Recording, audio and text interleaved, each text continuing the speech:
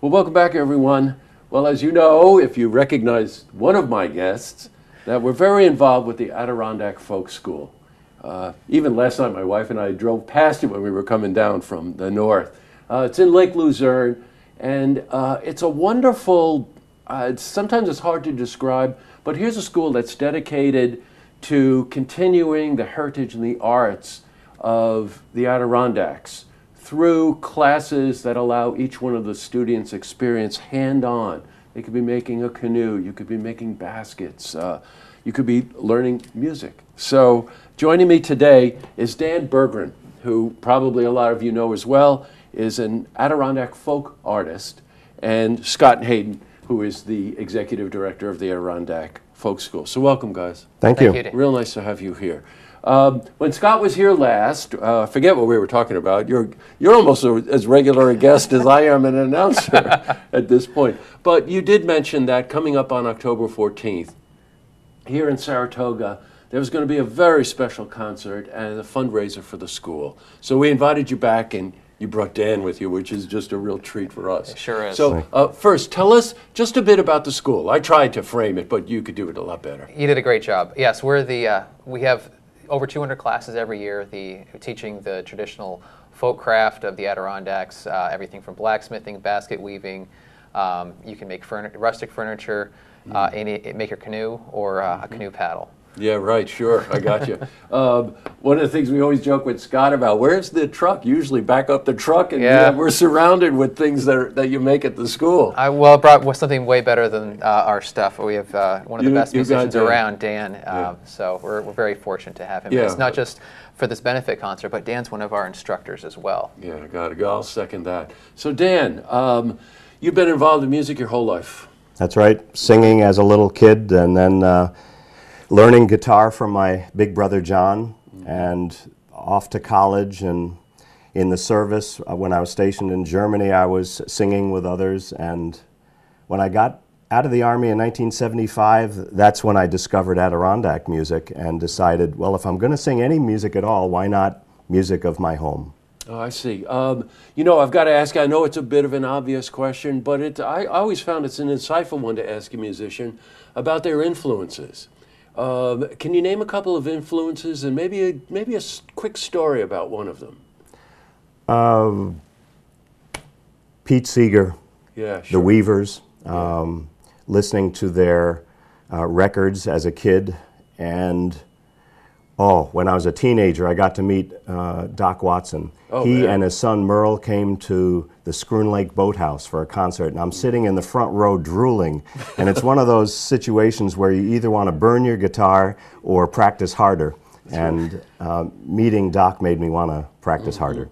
You know, I think you and I share this, and I'm sure Scott does too, as well as anybody who lives in the Adirondacks, that every single time you're in the Adirondacks, it's inspiration, right? You know, so those are wonderful influences. How about just the inspiration of being in the Adirondacks? You know, sometimes I find, for instance, the sound of the ice melting is inspiring. Yeah. You know what I mean? Life is changing second by second all around us, and all we need to do is to be in the moment and pay attention. And for a songwriter, you notice these little things, you notice conversations, you notice the change of the leaves, and you just want to express that somehow, right. Turn it into song.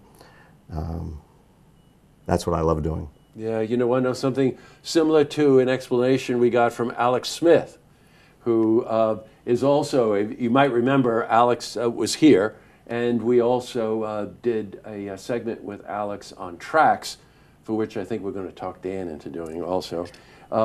But one of the things that was just wonderful about Alex was the same philosophy. Now, you're performing with Alex, the two of you, at this concert. That's right. We'll each do some of our own songs. We'll do songs together, harmonize with one another. A few traditional songs of the old logging days in the Adirondacks, and then our experiences writing down the history of what's going on now. Yeah, got it.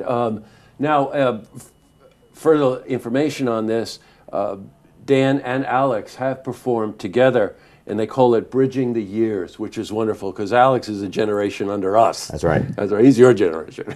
He's a generation under us, but as you know, you and I would quickly attest from your own experience and probably working with Alex that age doesn't really matter. It's about your awareness of your surroundings, right? Right.